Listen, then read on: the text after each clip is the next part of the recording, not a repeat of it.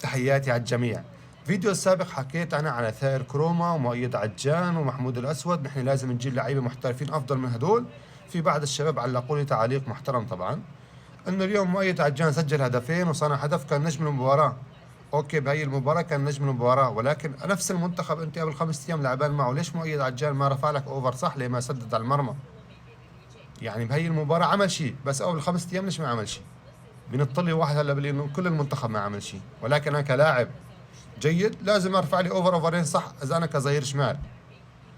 فنحن انا طالبي انه اليوم ظهير شمال ناقصنا لاعب نفس مستوى عبد الرحمن الويست الاماني. هذا اللاعب سائر كروما عنده هفوات مع منتخبات الكبيره، فلازم نحن نجيب لاعب محترف افضل من سائر كروما.